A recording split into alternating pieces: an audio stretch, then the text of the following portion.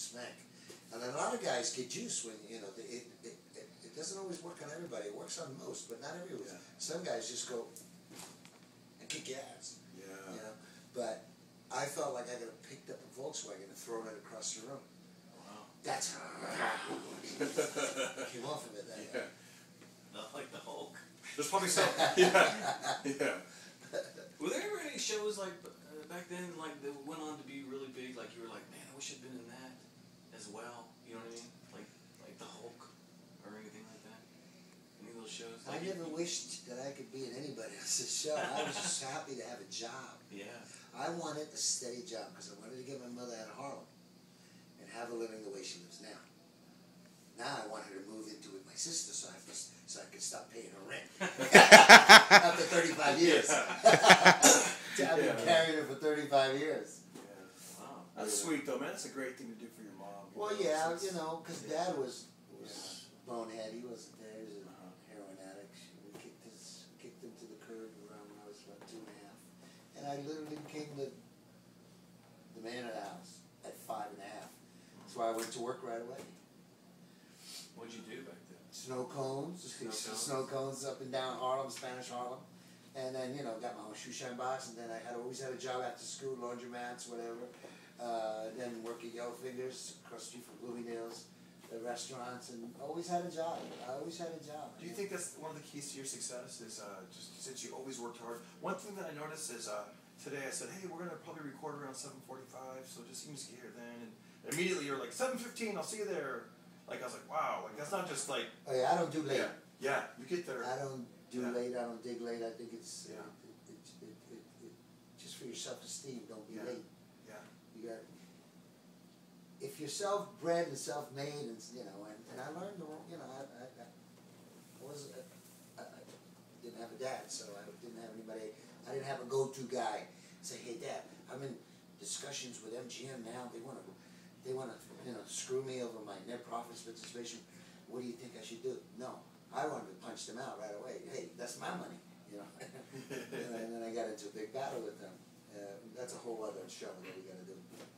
About how to do business. That's another show, in the business. But I would like to know, like, who did you turn to for advice like that? All of a sudden, you're on the biggest thing in the world. You got everybody coming at you.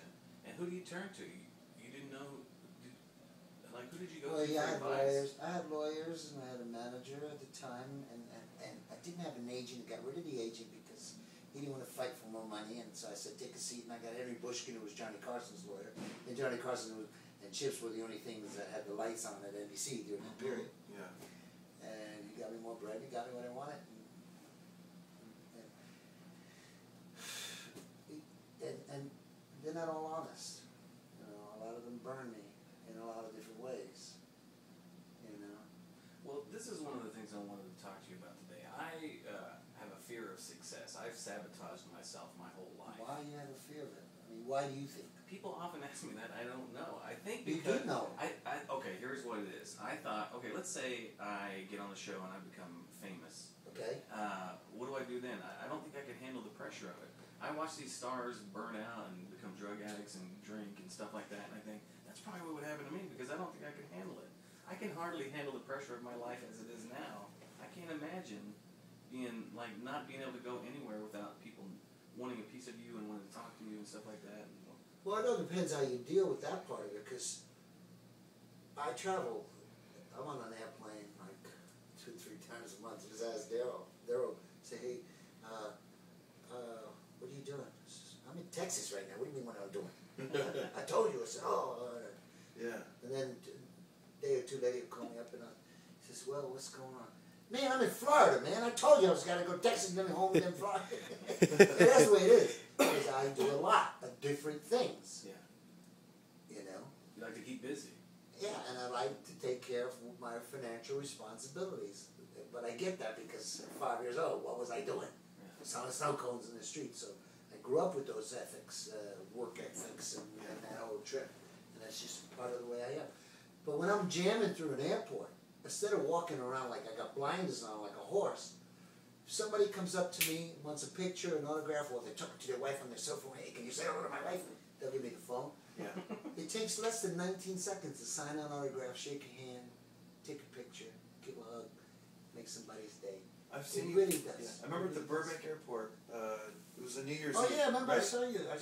Yeah, it was awesome, man. Remember the guys, the TSA? No, it was the. The guys that Southwest worked there. Airlines. All the guys that worked there. Yeah.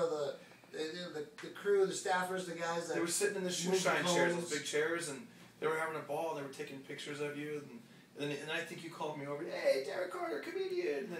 And they were like, a couple of them knew me, and then we had these droids, our droids, and there's an app that has the. Remember we were joking around and the police light one. Yeah. And, I got that police signal. Yeah, it's weird. Police light. I wish the siren would go on, but it won't work. Have you ever been pulled over? Yeah. I haven't been pulled over. My God. I haven't been pulled over in years. I got pulled over in the second year in Chips. We had a location in Malibu, and I had a 450 SL. And I was jamming, man. And I see the candy lit behind me, and I go, oh wow. So I pull over, and I immediately grab my license and registration, proof of insurance, and just held it like this till we walked up to the car. Fingers out the window, hold it right there. Yeah, and he took it, didn't say anything, just walked back, came back, gave me a ticket for speeding. What? But by the time I got to the location set, where the crew and everything, this base camp is, where they got everything set up, they all knew I got popped because this guy said, I busted Poncherella on the freeway. He was a CHP car cop. Oh. In Malibu, he popped me. Wow. I thought that was cute. I thought it was cute. So that's got to be weird. Like sometimes you do just get pulled. Like here's the thing. I remember it was 2008. I'll never forget. It was 2008, and from January 1st to February 15th, it was like a month and a half. And I never get pulled over. I got stopped 3 times. Whoa. Yeah, it was weird. I got stopped 3 times. All officers were black. And I remember thinking, I was thinking like, yeah, because I'm this white guy right here. And I was like, wow, I know we want to change, but not this much. No. But I'm serious though. I think two of the guys were black, but it was, and everyone let me, and each one let me go, and it was just it's a weird sensation.